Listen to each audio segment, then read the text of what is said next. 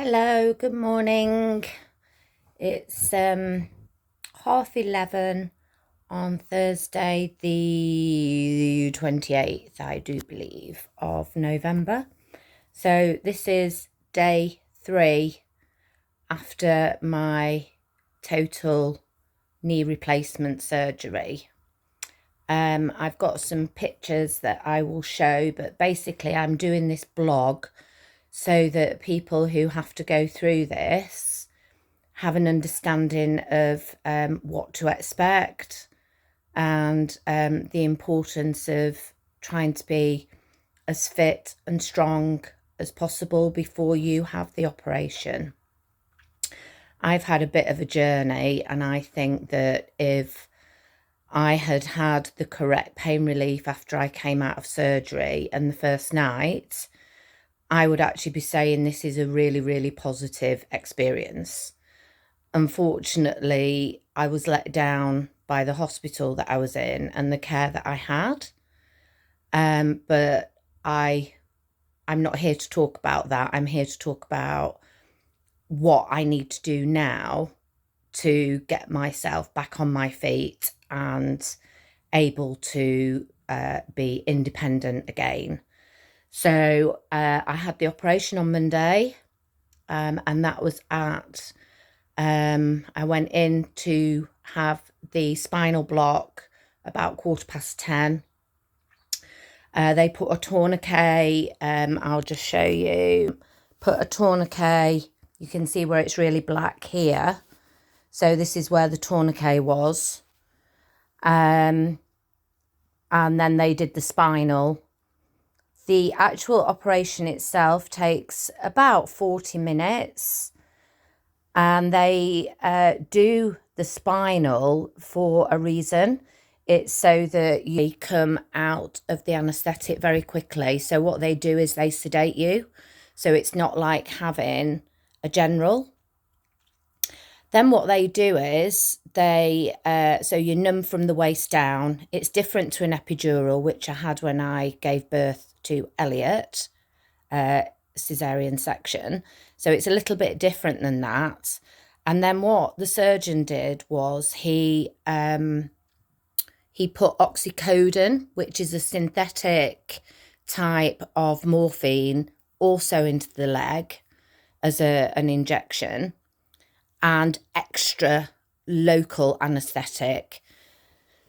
So I came round on the ward, and within about an hour and a half, my right leg I could feel.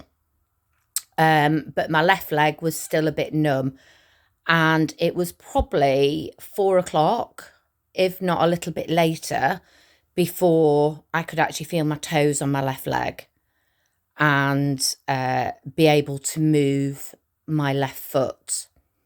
So I was in a really happy place because there was no pain. So that was all really, really positive. I then needed to have a wee. Now, considering I wasn't allowed to have anything to eat or drink from midnight on the Sunday, this was now round about 6 o'clock in the evening.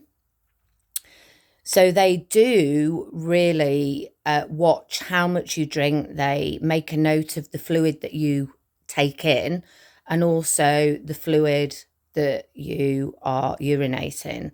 And that's to manage your sodium levels to make sure that everything's working in the body.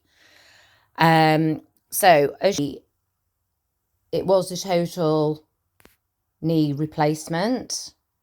The scar is from about here to here. I've got big staples all down the front. And obviously there's bruising. And as I mentioned, this is where the tourniquet was round. So that is very, very sore as well, because they had to do that tight to stop the blood flow to the bottom part of my leg. So we're on day 3. On day 1, less than 24 hours after having the surgery, to allow me to be able to leave the hospital, I had to get up on crutches, and I had to walk with crutches, and I had to be able to get up and down some stairs. So in the physio area, they did actually have a set of stairs that you could go up and down that had different depths. Fortunately, I was able to walk on the crutches, and I was able to get up and down steps. And I thought that that was all I needed to do, until I was told I had to do a 90-degree bend of my left knee, as well as hold my left leg out in the air on my own without any help 3 times for 5 seconds each time. I did actually question if this was correct, and I was told, yes, you've walked on your crutches, you must now do this exercise. So this is my good leg. So they wanted me to lift my leg up like that, hold it for 5 seconds, and then put it down. And I had to do that 3 times before they would let me leave the hospital. Now, consider I'm in bed. They also wanted me to be able to do this, which is a 90-degree bend. And this was all, as I mentioned, they messed up with my medication. So this was all without pain relief. And because I wanted to get out of the hospital, I did it. I'm not sure if that has done any damage or not, and if some of the really severe bruising is down to that. But they were the first exercises that I achieved. So this is just part 1, and I will share this along with the pictures of what they've actually put into my knee, and then I will show you the exercises that I am currently doing and what I'm able to do following discharge on Tuesday, the 26th at 4 o'clock in the afternoon. So I've been home now it'll be 48 hours at 4 o'clock. So I hope whoever might be going through this, I hope that these blogs that I'm doing and these videos will really help. And all I will say is, make yourself as strong as you possibly can. Keep as fit as you possibly can. And try and make your leg as strong as you possibly can, both legs. Because at the moment, my right leg is having to take all the strain of the left.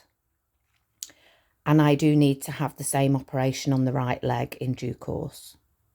So I will come back soon and keep you informed and let you know how things are going. And thank you for listening, and I hope you find it interesting. Bye.